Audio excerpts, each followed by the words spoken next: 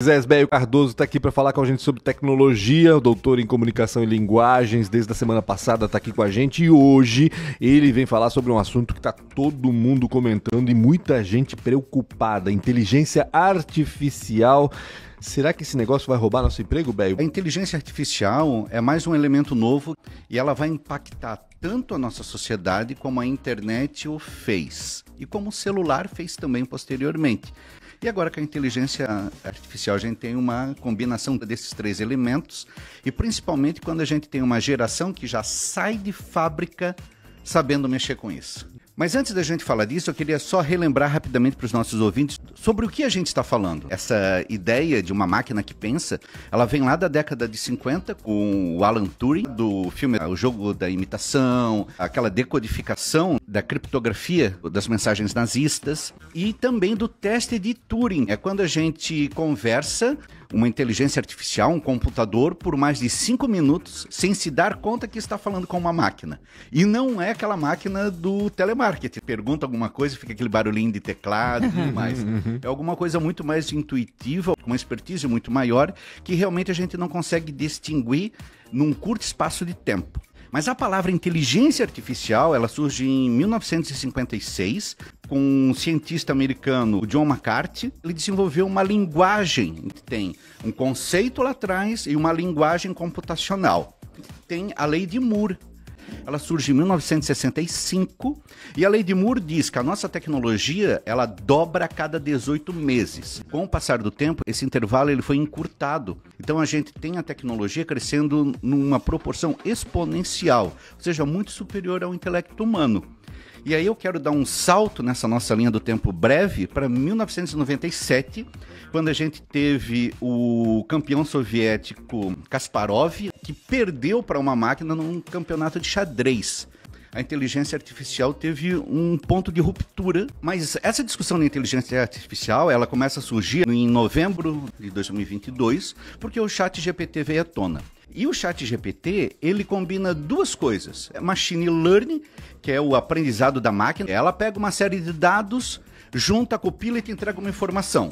Deep Learning, que é um aprendizado profundo.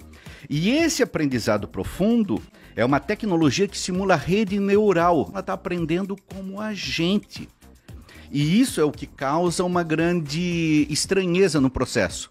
Porque a gente consegue se comunicar com ela de uma forma muito natural, conversando naturalmente. E qualquer um sabe fazer isso. As outras tecnologias, quando elas chegam, ela causa um estranhamento em quem é mais velho, porque às vezes não consegue compreender aquilo que é projetado para alguém mais novo, porque é intuitivo, uma intuição que a gente perdeu. Para quem nasceu analógico não é tão, né? A gente pode dizer, Bélio, que os mais velhos estão preocupados com o emprego, então, do que os mais novos? Porque muita gente fala, né, a inteligência artificial vai tirar meu emprego. São os mais velhos que estão preocupados? Sim e não. Porque o mais velho é a pessoa que vai ter a maior capacidade de usar a inteligência artificial. A gente sabe perguntar melhor. Isso. A gente tem mais bagagem, consegue fazer melhores perguntas do que quem é mais novo e não tem tanta bagagem.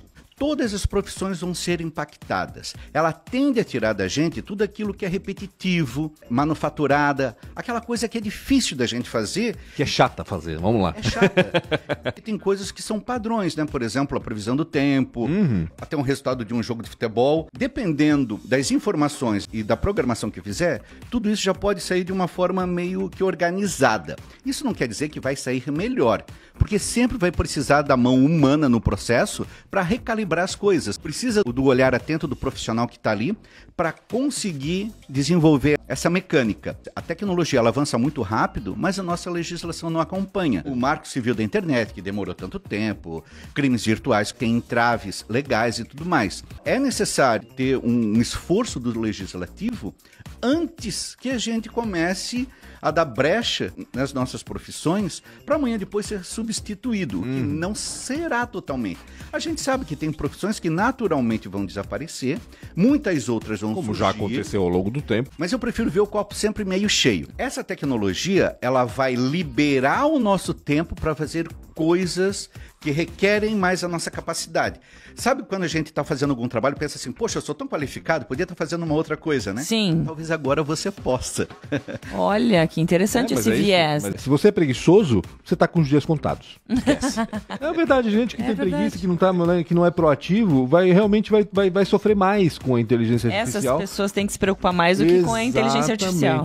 Esse avanço muito rápido da tecnologia, ele provoca tanto fascínio de muitas pessoas, como também provoca muito medo.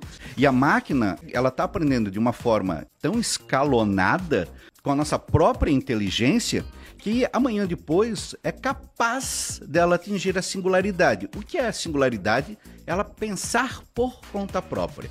A gente já ouviu falar em ficção científica e tudo mais.